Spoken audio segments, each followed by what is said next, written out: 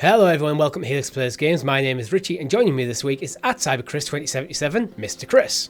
Hello everyone. And of course, our chaotic neutral, Mr. Rob.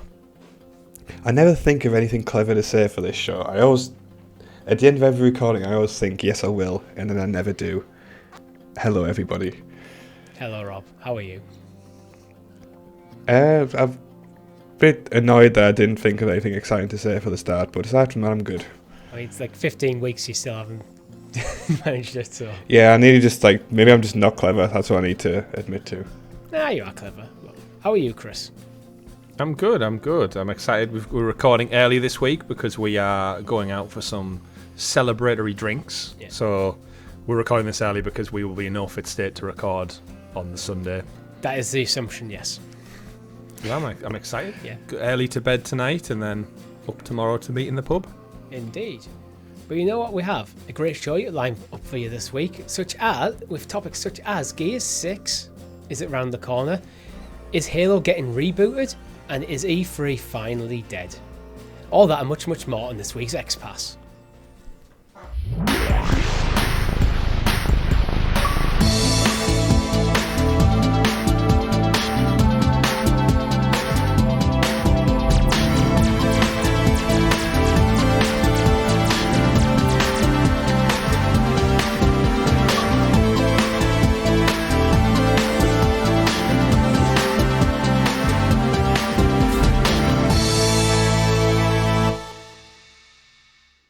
But before we get into it, if you haven't already, like the video, subscribe to the channel and all your podcast feed of choice with notifications turned on so you're kept in the loop here with all the great content at Helix Plays Games, such as our other podcasts, such as Talking the PS. Every single Tuesday we break down all the PlayStation news happening for you on YouTube and podcast services. Every single Tuesday evening at 8 PM GMT, Chris and I jump into the Clickercast, where we break down last week's episode of HBO's The Last of Us.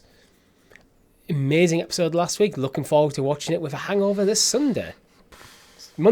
I was going to say, how long's your hangover going to last if it doesn't come out until the Monday? Hey, I've had some pretty nasty ones. You're staying up till 2 AM, aren't you? Hey, we're in our 30s now, lads. Yeah. It could last a week for all we know. Yeah, you have the actual hangover day, then you have the day when you go, ugh. Like, you're still not fully 100%. Talking about other shows, we have live streams for you every single Thursday, where last week Chris and I played Ghost of Tsushima Legends. We did. But before we get into it, gentlemen, what have you been playing? Anything interesting? Ghost of Tsushima Legends, of course. A little bit of Witcher 3 still. Although I'm actually getting further in my reading of the Witcher book, so I'm nearly at the end of the first book now. I don't know if I've been that busy with work this week.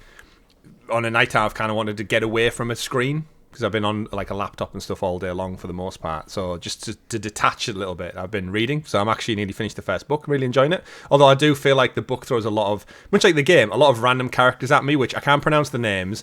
My brain, therefore, does not retain the names. So several chapters in, it's basically just him 1, him 2, her 1, her 2. And I know at some point they'll become relevant to the main story.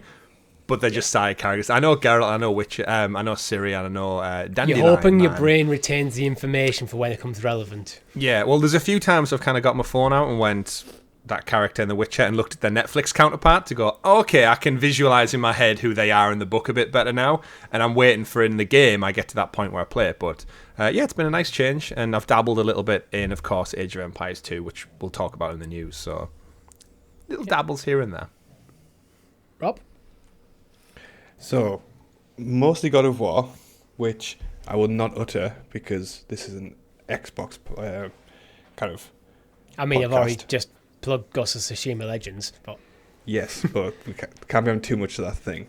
So, on the PC front, Xbox PC, whatever, I've been playing a very, very kind of 90s title called Fast Food Tycoon 2, otherwise known as Pizza Syndicate in European markets. That is the most new thing you've ever said. You know what, Richie? I remember Rob playing this game back in the day when it first launched out. I think I borrowed this game from you, I think. It's Mafia themed as well, right? Like there's Mafia, the kind of overarching syndicate. Yeah, you can have like your fast food empire, but then you can also dabble in like illicit affairs like bank jobs and like prison breaks, and like you can store like weapons in your pizza warehouse for profit and stuff. So it's just like a normal pizza shop then. Basically, yeah, like probably less money laundering, to be honest, than most pizza shops. It's more legit than an actual pizza shop. Yeah, but it's got such a unique art style. Like you only find in like that early PC era of games, and this is going to be another one. one. A little bit. This is going to be another one like Warzone, where I spent a good 20 minutes looking for some actually like 16:9 footage that actually works well with the show, and then give up. Yeah, I don't think you will for this game. Yeah, I'm just watching the trailer for it now, and it's just taking me back. Is it in 4:3 or 16:9, Chris? The video is quite wide actually, but just looking at it, like Rob said there, the art style. Yeah, that takes me back. It's kind of reminds me of SimCity a little bit as well. Yeah. If there's no gameplay playing now, go Google it yourself. The crazy, I will say about that game, it had one of the best like kind of player avatar creators ever. So like, you had like about 10 different stats. So like charisma or like kind of business savvy or like finance or whatever. And as you kind of went up and down the sliders for each one, like it changed the person's appearance to like kind of reflect his skills and stuff like that. And the way it balanced it, like you could max out all of your stats and like and make like the perfect kind of character, but it took away your starting money, so you only started with like a couple of grand, and you had to like balance like how good you want the person to be with like how much money you start with. So there's like it's like one of the best creators ever. It's an interesting concept that actually, like, you can either be shit and have tons of money, and hopefully you'll hire good people and then just sit on your ass and do nothing and don't break anything, yet the good people are on it. Or you can like actually be good and work up probably slowest to start. Yeah, it's like a slow start, but in theory is better. But in theory, a higher ceiling. Yeah. The world map appears to be made of pizza. Of course, so are you saying it's not? Fast food tycoon in US, man. No, I mean, yeah, like the map of Europe is like covered in toppings and sauce and cheese, and I appreciate the detail and how much they've committed to the theming. I want some pizza now. Tomorrow, yeah, guys. We'll get some pizza tomorrow. As for me, I haven't played a lot. I did play a bit of Age of Empires, which we'll talk to in our first story of the week. Other than that, again, a little bit of Last of Us, but it's mainly been FIFA this week. Well, rather last week. Again, it's just been the end of the transfer window. And it's usually transfer windows that spike my interest in FIFA, because there's always lots of interesting news, so I'm a bit more in touch with what's going on. But that's about it. Not a big week for me in games this week. It happens. It does. I mean, Chris, would you like to introduce us to the excellently exuberant, excavated Xbox expose, aka the news? Told you we'd get them in the show, Richie, whether you try and fight it or not. Richie hates it, viewers and listeners, when me and Rob do the X. I don't know why. He's totally against it. I don't hate it. There's just like, as you know, if you're a regular viewer, I do an intro section, then the video plays, and then I do like the housekeeping, what we've just done before we go into the news. And Chris and Rob I usually try to leave it just a bit of a break in there just to edit around, and Chris and Rob start doing X's and start talking like. It's the show. Yeah, so it always gets cut out. Like mushrooms from your diet. First story of the week. Age of Empires 2 has come to consoles. Chris, you been playing? Yeah, so I've been dabbling in Age of Empires on PC for a while, but I wanted to check out the console counterpart. 20 years or something? Yeah, just a little bit. But more recently, obviously, since we got Game Pass Ultimate, I've gone back in and played Age of Empires 2 and 4, which we know 4 is getting a console and cloud release later on in the year as well. So looking forward to playing a bit more of that as well. But just want to check it out with the touch input. Works really well. Playing it on my Razer Kishi. Way too small for phone screens. Again, it works, but you need that little bit of extra screen space, just for the menus, really. They start to get a little bit cluttered on a smaller screen. But in terms of just on the console and the big screen TV, adapted really, really well. I think over the last few years, we've got quite a lot of RTS simulation games that have came across. One of my favourite being the Jurassic World series. I think they translate really, really well. City Skylines, of course, had the console editions come out, and I think Age of Empires 2 just lends itself to, again, driving home the message that these RTS wonders don't need to just be left stranded on PC just because of a mouse and keyboard input. They can be adapted. Stranded is a harsh word there. Okay. Yeah. Isolated to PC. Because it's great, and I know that we've got Age of Mythology Retold also coming out later this year, and they haven't announced yet whether this is getting a console variant, which I'd like to think if this is getting so much praise for this Age of Empires 2 kind of port, as you will. I hope that really makes Microsoft look at it and go, you know what, let's give Age of Mythology the same polish as well. You might. It's one of them. You might as well. Yeah.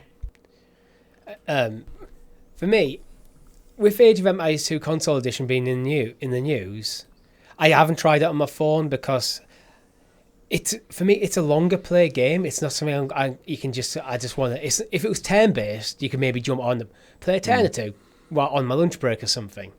But because it is a real time strategy, it's like when I play Age of Empires, I'm buckling in for the evening. I'm sitting down, and I'm playing till I win. So it's like, however long it takes me to complete the scenario, that's how long I'm sat there for. Either that or I start falling asleep at my desk. Yeah. They've made some fun little adjustments as well. So they've bought almost like, like in games you get like a weapon wheel comes up. They've brought up like weapon wheels for your units, essentially. So it's quite easy. Rather than click and highlight, which you would traditionally do, or you'd map them to like a numbered key. Yeah. You've just got like a little weapon wheel pop-up, which makes it quite easy to navigate. And they've navigated the different elements of your town to the D-pad, so that they have utilised the additional buttons and that quite well. But it just makes me just want more RTSs. I know Battle for Middle-earth 2 came out on the 360, and you can't buy that now. And as someone who only has a Series S, I can't go and buy a disc and use backwards compatibility. So even though I've got it on my PC, I've got it sat right here on a disc version. It's like, I also want more RTSs on console. I'm a big advocate for it, especially in the cloud, because then that means whenever I get that itch to go back into it, I just boot it up without the install or anything. It's just there constantly. Despite what I'm about to say, I am also an advocate of not just RTSs, strategy games in general, making a jump to console, because it just gets these awesome games in the hands of more players, and the more people buy them, the more these games get developed. It can revive the genre a bit. That being said, like, oh yeah, great, Age of Empires console edition's coming out. I'm going to play Age of Empires on PC. I thought about it very briefly and went, but the console edition will be inferior to the PC edition. Not a lot, probably, but it's like, I 100% meant to jump in just to experience it. But then I forgot. I got busy just playing through a scenario on PC, and it was too late, and I got to bed. So as much as I'm an advocate for it, it's like, I do think these games still are better on PC.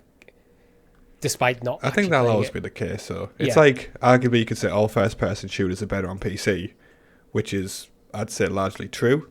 But still, like, console brings a much bigger market to it, right? Which makes games that weren't viable in the past viable now. It's just that barrier to entry again, isn't it? Like, let's face it, most people who bought a Series S have bought it because it's the best value with Game Pass.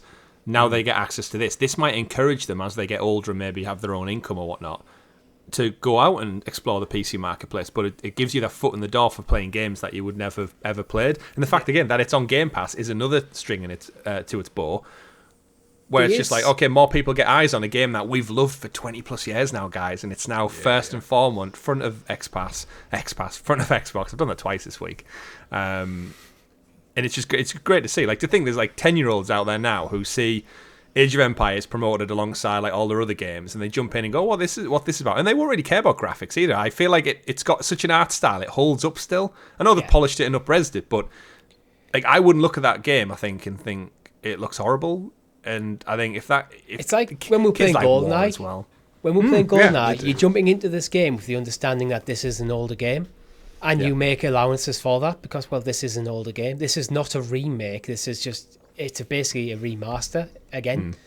So it's like the only kind of downside I can see for like these sort of games coming to console is I hope they don't mechanically dilute the experience for future installments to try, because going back to first-person shooters on PC, earlier Call of Duties used to have lean on PC. they took it away on console because it didn't work, but then they took it away from the PC as well to unify the versions. So I hope you don't. I mean, it's a relatively minor thing there, but there is always that potential where, okay, if you're building this from the ground up for both platforms, there could be cool features that get left on like the design floor because they don't translate well to console.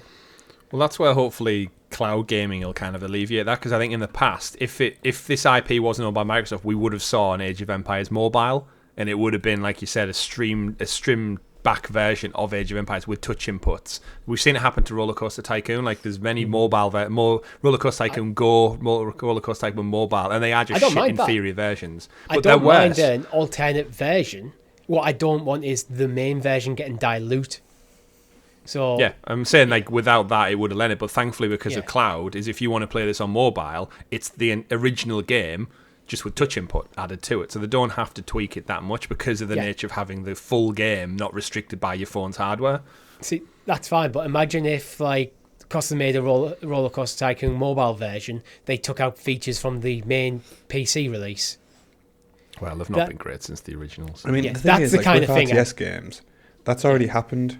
Like, the reason RTS games aren't like as strong as they were like in the golden age is because they split off into many different subcategories.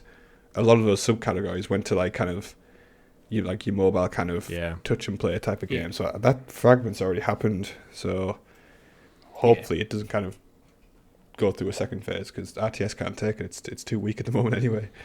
Yeah, I'm sure it'll be fine, and you probably won't even notice if they do dilute it in future titles. Bring back Populous. I've never played Populous. You'd enjoy it. Fantastic, yeah. Yeah. Anyway, shall we move on and talk a bit about Halo? Actually, before we do that, the new section is actually brought to you by our Helix Heroes, which you can join for as little as 99p, which gives you early access to some of our shows, custom emojis and badges in the YouTube live chat, such as two of our new members, Jem and Jinxage. Thank you very much for becoming members. You guys are awesome. Let's talk about Halo. Thank you. Every time we say emojis, I always got to say memojis, and then that makes me think of mimosas, and then I immediately think of, like, I want to drink again. But You're probably hungover right now. You're probably still hungover right now. 2-day hangover. I'm going to drink plenty of water and I'll be fine. Just like Master Chief. Yeah. Well, anyway, 343 is not been making Halo Infinite story content, as it turns out, and there's new reports coming from Jason Schreier that they might be looking to basically reboot the franchise. Now, these are kind of nebulous reports, to be honest, and I haven't seen like multiple like sources kind of verifying the claims. If anyone's going to know, though, it's Jason Schreier. Like, he is the most trusted games journalist possibly out there. I think he's so clued in, and he's writing for he writes for Bloomberg right now as well. So I think he's the most credible source we can get, and I think with all the stuff coming out of 343, I think it's safe to say that this is true. I can't hear Richie anymore. Can you, Rob? Me neither. Yeah, so I'm going to put this story very much in the category of this is speculation, but it's like, do you think they should reboot Halo? Like, by reboot Halo, what I'm talking is everything that's happened within the Halo franchise to this date, they draw a line under it and start from fresh. The issue I think they have is one, like, the bigger pieces of news to come out is like the fact that they're ditching their kind of engine and then hopping over to Unreal 5, which like probably is the right move from getting a decent game out in a decent time frame, because like there's a lot of legacy issues with, like, what's it called again? Slip something? I can't remember whatever it's called. Slipstream, I think. So yes, whatever. Slip Space. Slip Space, okay, yeah. So there's like a lot of legacy issues with that, and like that you just don't really have with Unreal 5 because it's so universally used. But then it was like with Halo, like a core identity was it felt quite a bit different from other shooters, and if that's not going to be the case anymore with Unreal 5, then it's hard to find a good way forward for them. That's the worry. Changing to the advantage of something like Unreal 5 over a bespoke engine is a bespoke engine you have to build it from the ground up, which takes time, it takes extra cost. The advantage is you can completely tailor it from the ground up to suit your project. But with how complicated engines must be nowadays, is that now just way too expensive? And also you mentioned things like bug fixing, that becomes harder if it's bespoke, where with Unreal Engine 5, there's millions of developers working on that engine. Millions of people coming up with bugs, find out workarounds, and so having it is a consolidation of what different engines are out there.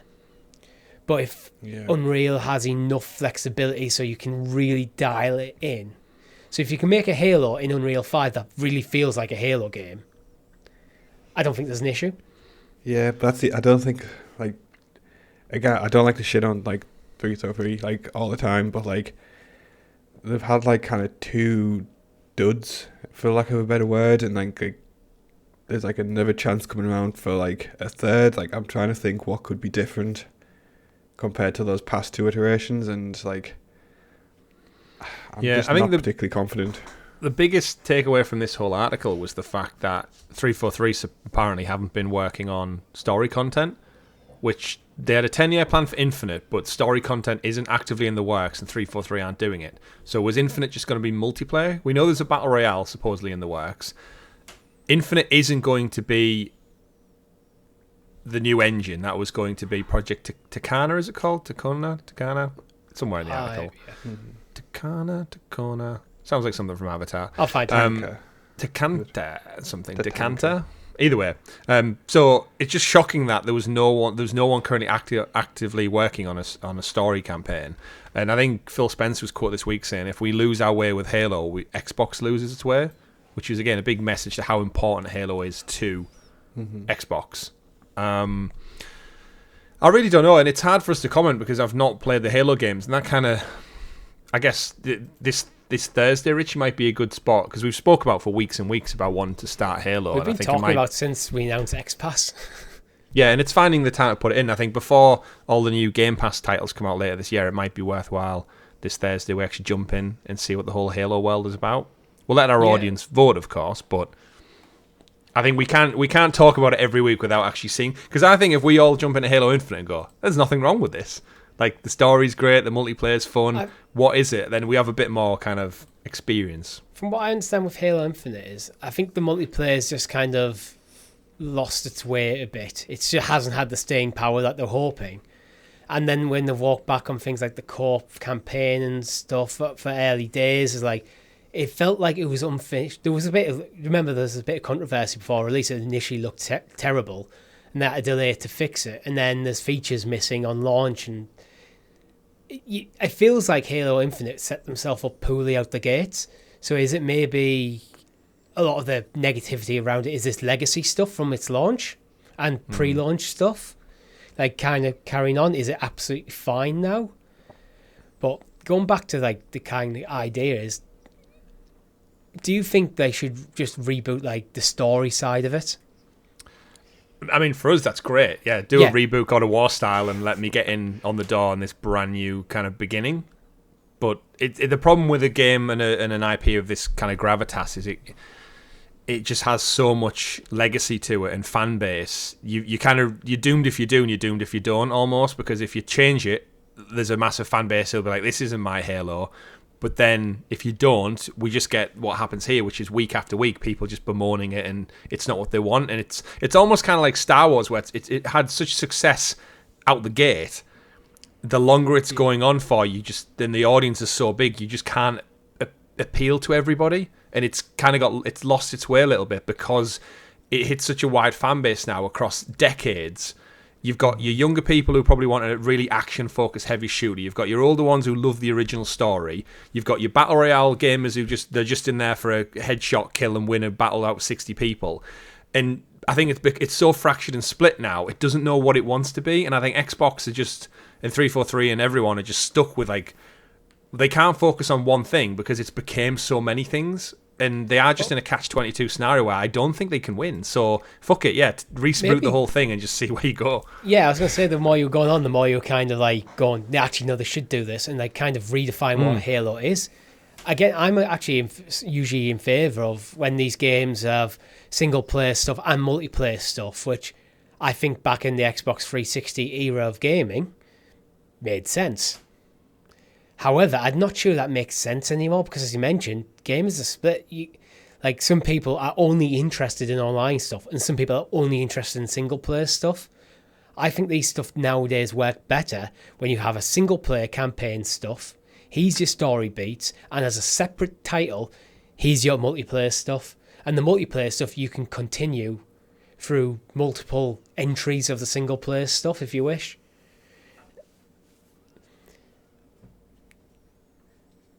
So let's move on. It seems a good place to move on after that kind of awkward, accidental things. Like, I thought one of you were going to say something, and then everything went quiet, and then you started talking, Chris, but your microphone was off, and it's like, oh.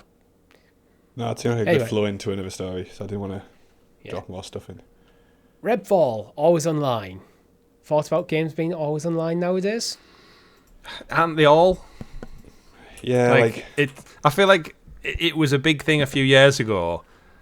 And now, actually, we got quite a lot of it, Richie, because we focused on like cloud gaming Stadia, and I guess 3 years ago I already accepted the fact that if I wanted to play cloud gaming, I needed to be online, otherwise I was just doing nothing. So, like, we're all connected. Like, our phones have been connected for decades now. Our laptops are. If anything, we're more pissed off when the Wi-Fi goes down. So I don't think the need of some kind of constant requirement, if it doesn't impact the game, or I don't really care. I think Redfall is potentially at risk of just becoming a kind of a mixed in with a Game Pass bag, and I think any article now is trying to get under its skin a little bit, and I don't think it's that much of a problem for me anyway.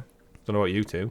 No, like I don't particularly care. Like, it's such a non-issue for me. Like, if it gets some people's backs up like really a lot and I can't really understand why. On the flip side, I can't understand from the developer's perspective why they would do it. It's like, why do you need to have the single player online? Like, what online component is actually impacting the single player element of the game? Yeah, so I can see it from both sides. It's probably just easier to code it. So rather than coding like differently and stuff, it's probably just easier to have, like, whether single player or multiplayer, it's running off all the same systems and whatever. Yeah, the only I guess viable thing I can think of why people would care too much about always online is, one, if you have weird data caps and stuff, if having a game online is eating away at data, that feels unnecessary. And two, if you're concerned about potential privacy and data collection, you probably should have gaming as a hobby if that's the that's the world you live in. But all I can imagine is it's just for some kind of like metrics to maybe send up game time or like some kind of stats, or like you said, Richie, just down to sheer coding, because it can be played. They've explicitly said it can be played in single player or co-op as well. I just think the way the game's designed, it's encouraging people to play co-op. So maybe the core game was built around co-op, and then they siphoned off an element for single player. But as you said, it was just easier for the dev team to hit the deadlines to get this game out on time after multiple delays already. To just go like, look, if we leave this in, it's kind of co-op but reduced down to one player, but it does need to be connected for the whole thing to work. I think that's all it is. I don't think it's a problem. Yeah, I don't either. And I think it's one of them, if you think it's a problem, then just don't play Redfall, unfortunately. Yeah, if that's going to get you back up so much, then you miss out, but yeah. I think it feels like a throwback argument to 10 years ago. Mm-hmm. But now, pretty much everyone's lives are constantly on the internet. Constantly. I think I've just got over this argument, really. It's like, I honestly, I would have been more surprised if the announcement was the other way around. Mm-hmm. That single player didn't require online only for what I perceive largely as a cooperative game. Agreed. Yeah. Anyway, let's talk about Wild Hearts. Wild Hearts, you're getting a 10-hour free trial on Xbox Game Pass Ultimate later this month. Yeah, Wild Hearts is a weird one because it kind of came out of nowhere.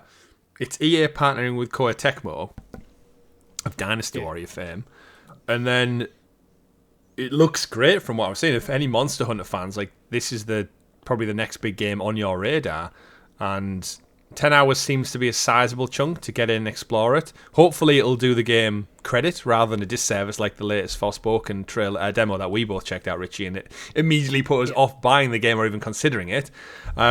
This led to some rumours about it being on Game Pass, like fully on Game Pass on release.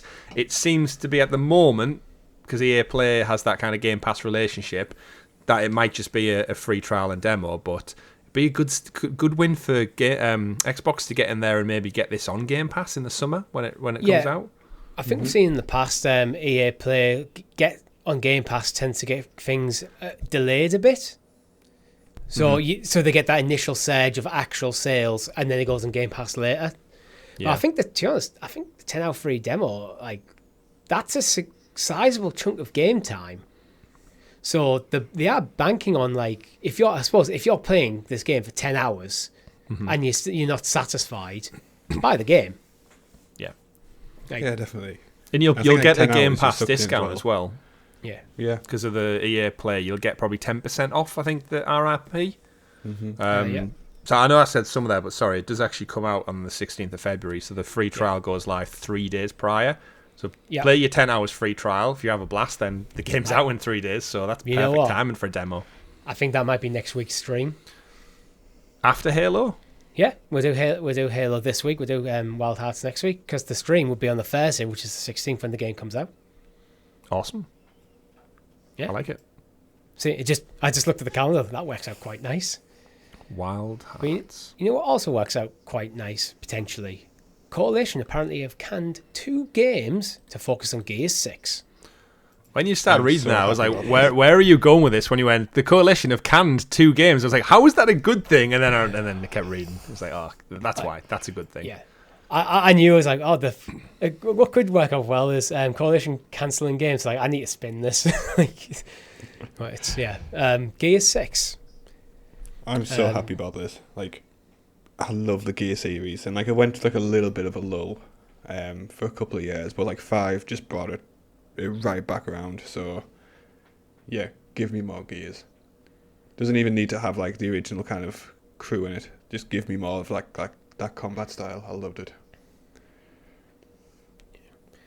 I've never actually played Gears. It's one of them games I see on my Xbox library now or Game Pass. I should play that at some point, but I think I'm waiting for the right opportunity to like do a piece of content on it, whether it's a stream or something. Does it have multiplayer, like co-op or anything? Yeah, there's a hard mode in. I'm not sure on like the latest titles, but the hard mode in number 3 was very good. I think that's the one I played the most of. When it's just waves and waves and you're chainsawing through them and everything like that. Gears is probably the Xbox game that I've played the most of, and this kind of story got me a little bit.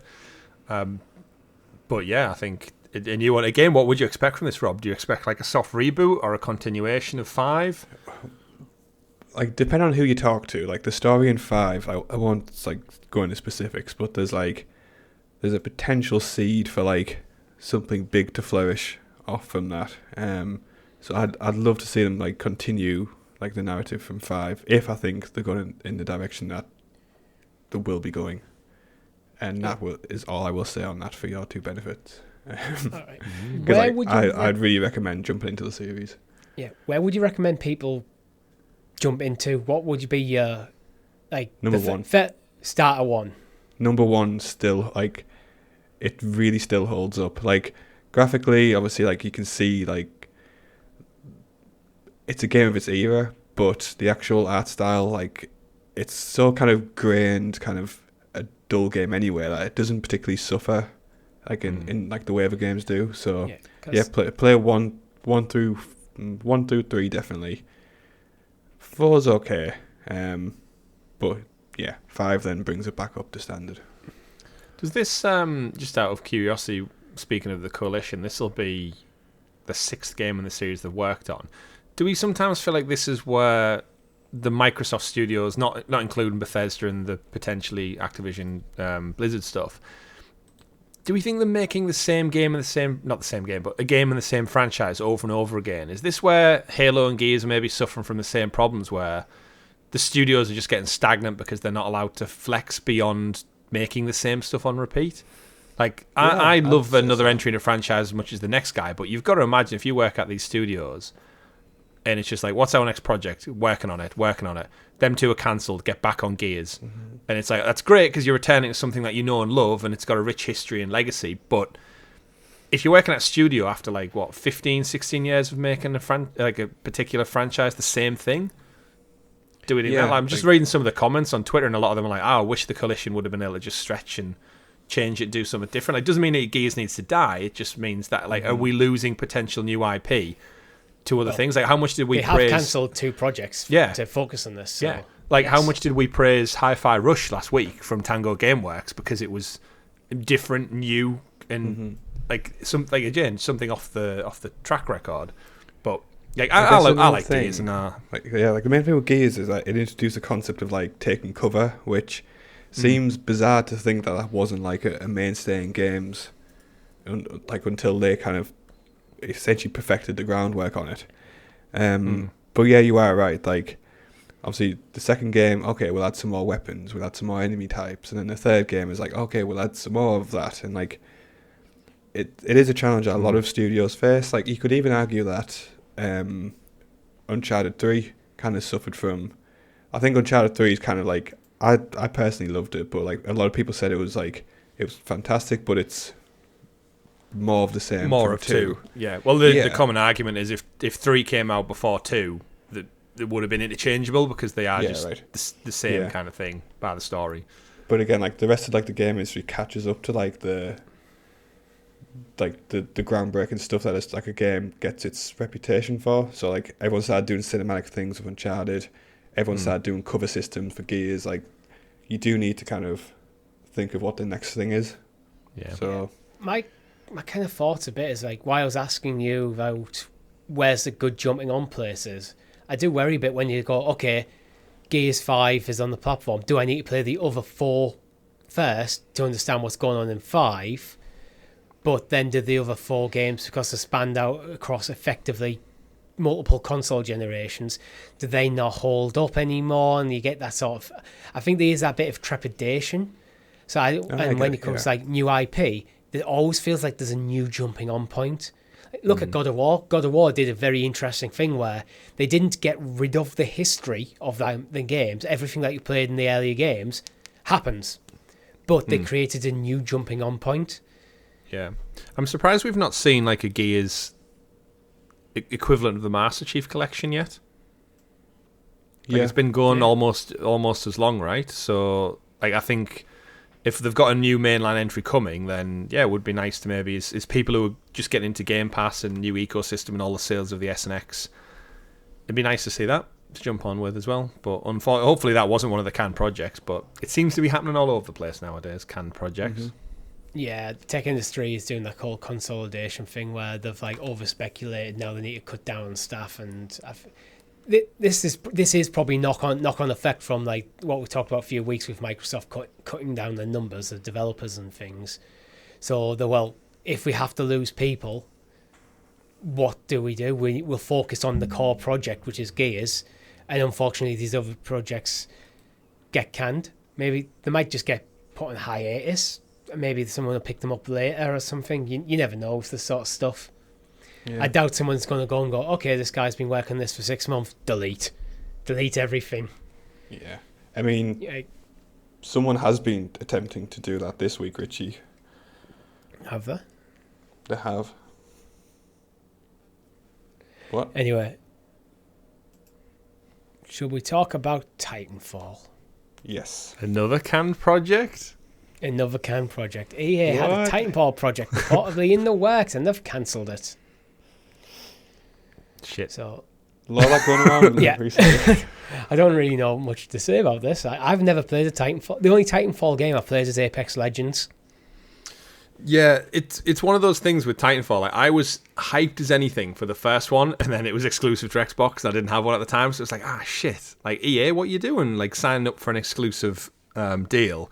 And then the second one came out, and I didn't have an Xbox, but it did come to PlayStation. But that element of me which was thinking, like, I didn't get to play the first one, so why would I jump on at the second one? I was kind of put off by that sequelized, like we just said about Gears, like missing the story, the build up to what it was. And Titanfall 2 has been one of those games. It's so well revered, the campaign. It's like one of the best shooter campaigns of all time. To a point where I've installed it on my PS5, had it sat there at the dashboard ready to go, and then I've had a busy weekend or something was on the horizon within like a week's period, and you think, I don't want to jump in if I can't give it the dedicated time it deserves. And it got deleted and moved back, and it's perpetually there. And I feel like with Respawn moving on to doing Jedi Fallen Order, then Survivor and Apex Legends, they've been pulled in so many different directions. It's just kind of one of those things I don't think we're ever going to see for years and years and years now, unfortunately.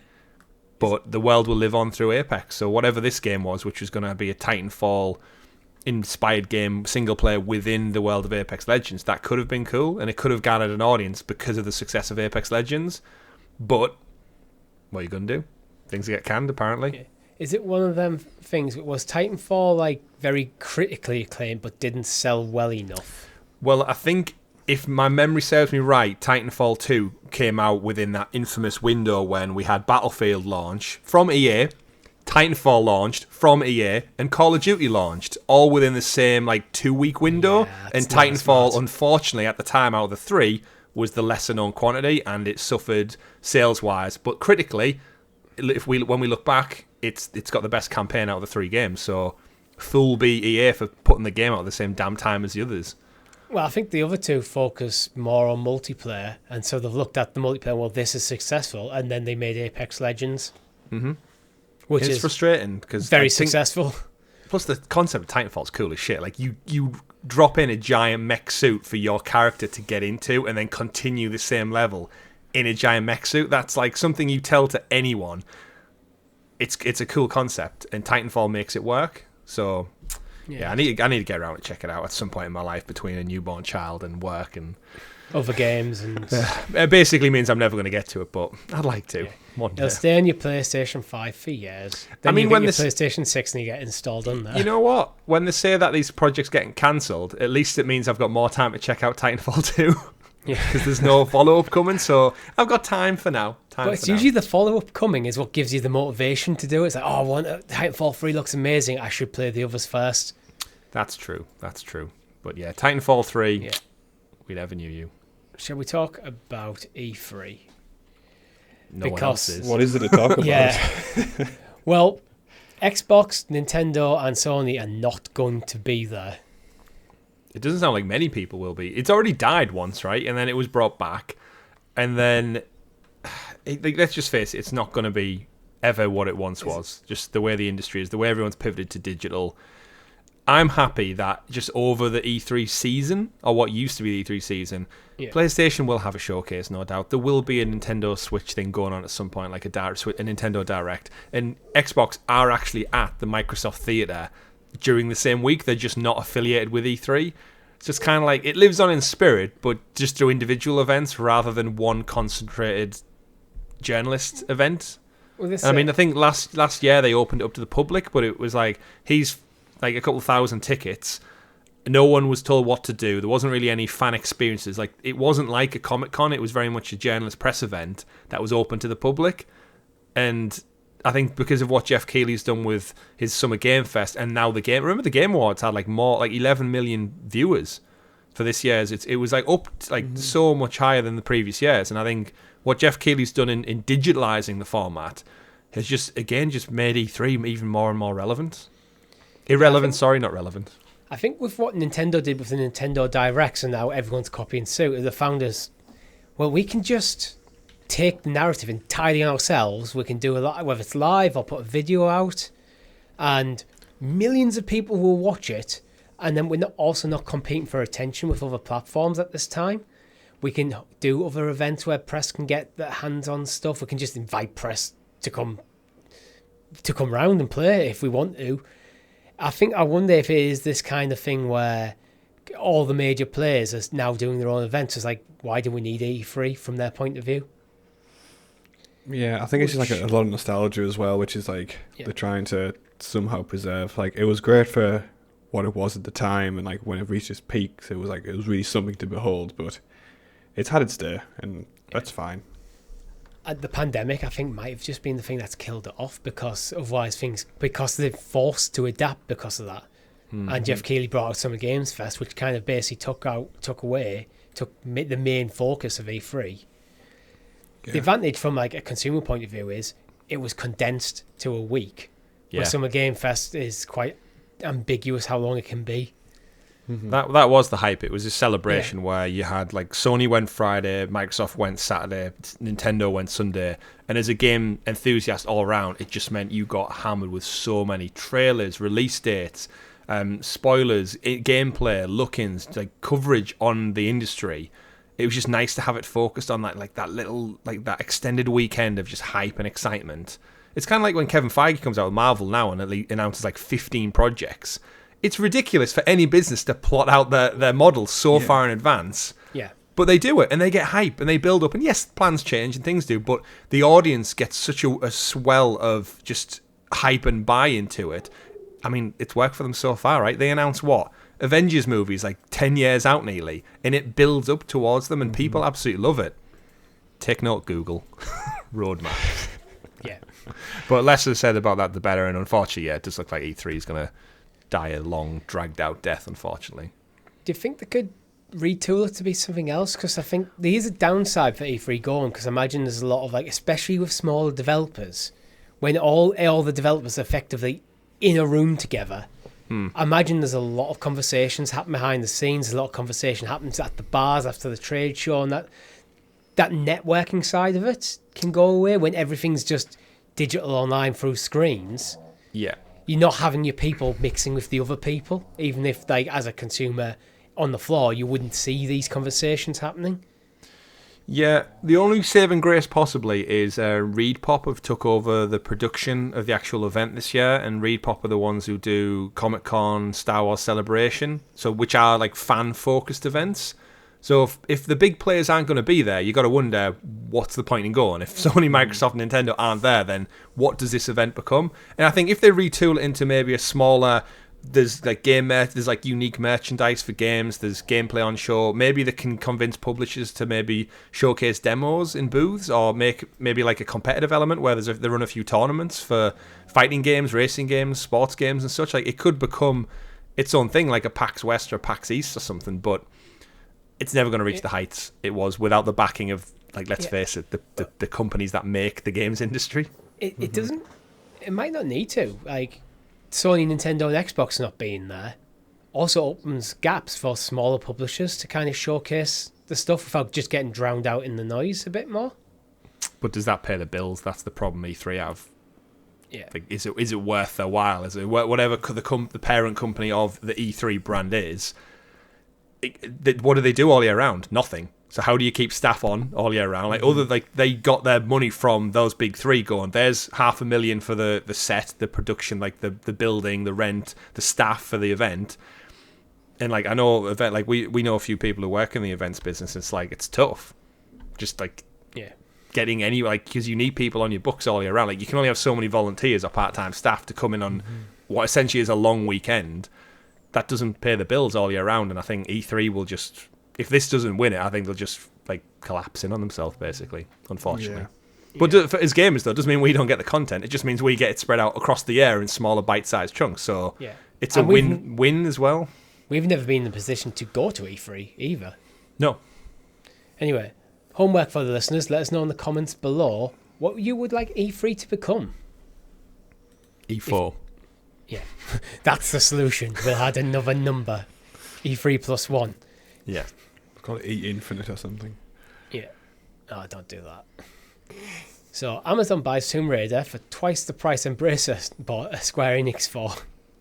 Rumoured. Good business. Rumoured too, but good business by Embracer for this? Do you reckon? Insane business. So, like, whoever's counting the beans over at Square Enix, they're on dumbass fault for selling it for so cheap with the studios and the developers and the IP. Like, Tomb Raider was worth way more than $300 million. And 100%. And clearly Embracer saw that was right for the picking. Now, the important thing to remember here as well, like, the deal is they got $300 million. They also cleared Square Enix's debt, which was undisclosed as far as I know. So it was $300 million plus a debt payment.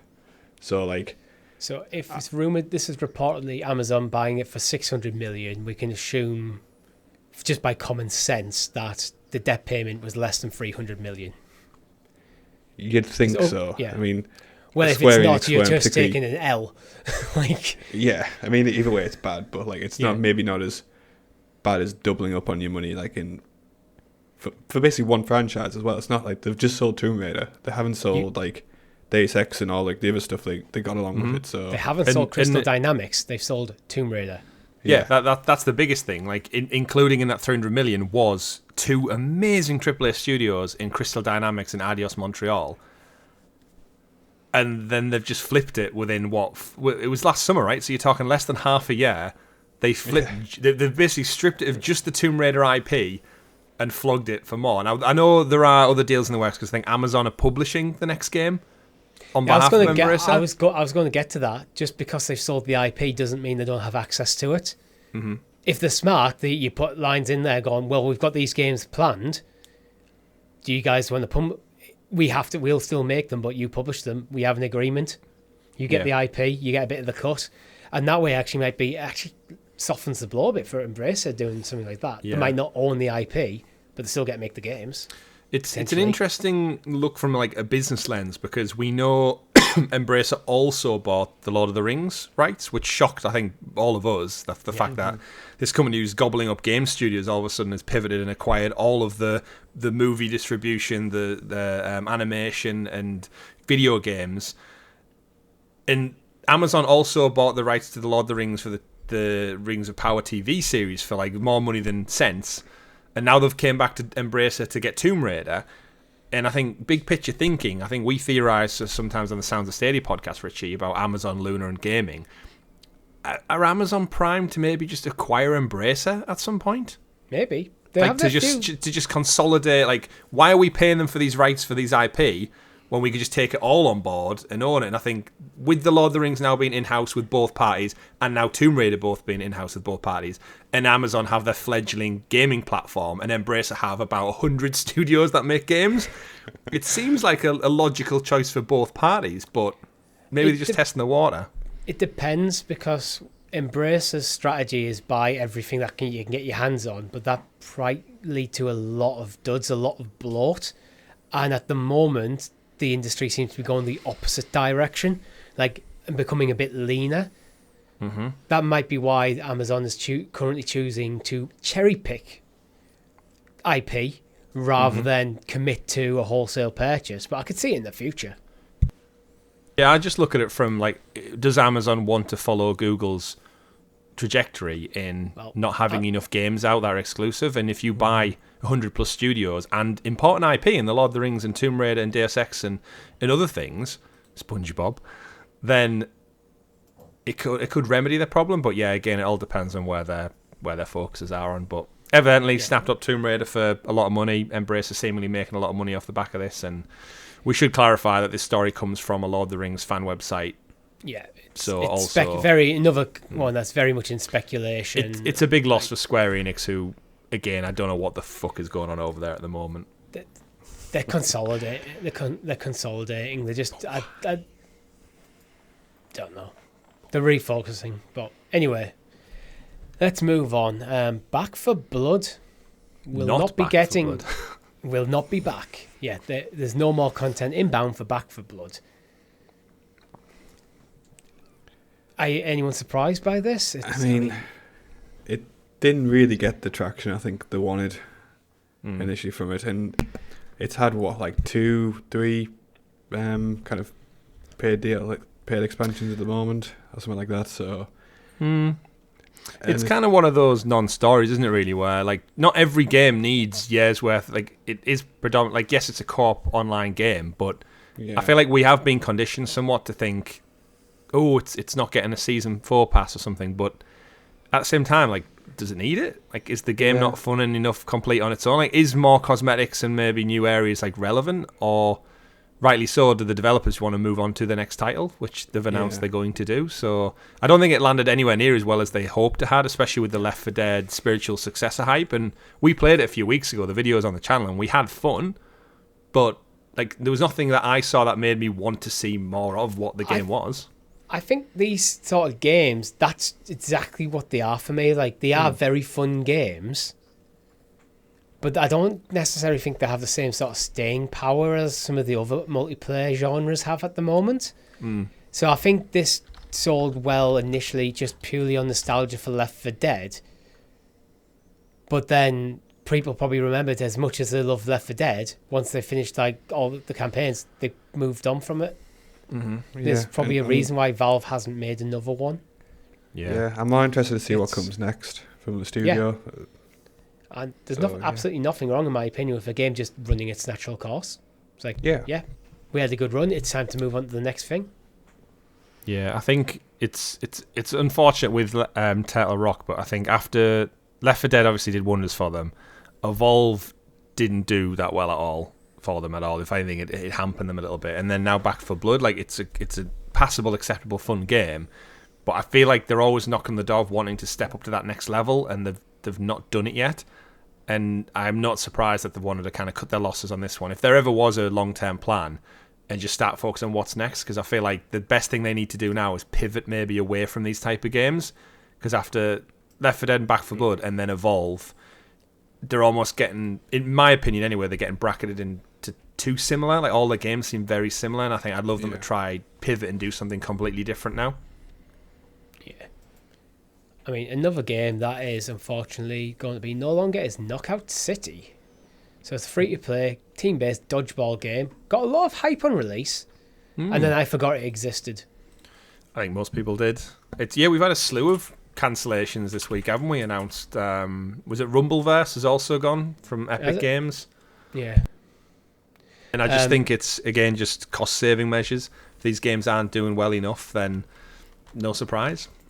Yeah, I feel sorry a bit for the people who still play these sort of games regularly, but there has to be that critical mass of people. It's what happened to Stadia. Not enough people were playing it to keep the servers on. Yeah. I mean, that's a bit more extreme than a single game, but it's the same idea, though. It is. It's almost like Festa market fatigue, though, isn't it? Because Fortnite was so big, and because Apex Legends was so big, and we've got Rocket League and Fall Guys. And if you don't get that initial like swell of millions of people, which brings in the cash, like all of those games that I just listed have brought in so much money that they've almost become bigger than what the initial idea was. They're able to live on and support and add more, and by proxy of having that money, they can grow and evolve at such a rapid pace. The game's always fresh. If you're Knockout City and you launch and it gets great amounts of kind of love and adoration, but it doesn't have the player fan base, it doesn't bring in the money, which means it takes a smaller dev team longer to turn around new assets, new seasons, and keeping up with market trends, and then you can't do that, it ends up just falling out of favour. And I think we're seeing a trend now where everyone who's trying to get on that hype wagon, it misses it.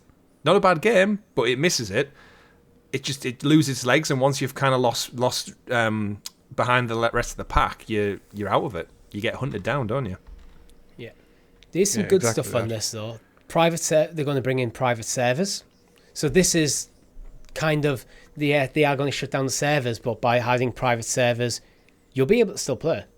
You can just host your own server, which I think is a fantastic move, to be honest. Yeah, fair play to them, because like the people who are left playing that game will be, I imagine, pretty hardcore kind of fans of the title, right? And they'll find a way to keep playing. It also just means that the game isn't gone forever. It's like, it's not one of them games like it's just off in the ether. It's like, well, if you can have a private server, as long as you're willing to host a private server to play the game, that game can find a community. I mean, it won't get supported any further, but I think it's getting shut down in June, 6th of June, and the shutdown process will start on the 23rd of May with a 2-week farewell event. So there's a bit of time, and they're kind of saying goodbye to it well, and then giving people the option to keep playing. It's like, if you're going to close down a game, I think this is the way to do it. Yeah, I'd say so. What do you think's next on the hit list? My money's on Roller Champions from Ubisoft. Oh, they've insisted that's not dead. It is. Like, let's face it. Like this, that was dead on arrival. This game was better received than Roller Champions, and the way Ubisoft are at the moment is like, like that'll be interesting. Absolutely. Indeed. But that's all we have time for this week. If you've liked the video, make sure you hit that like button and sub to the channel or your podcast feed of choice with notifications turned on. If you want to join the conversation even further, we have a Discord server. Link is in the description below. Thank you very much for watching. My name's been Richie. I've been Chris. And I've been Rob. Game on.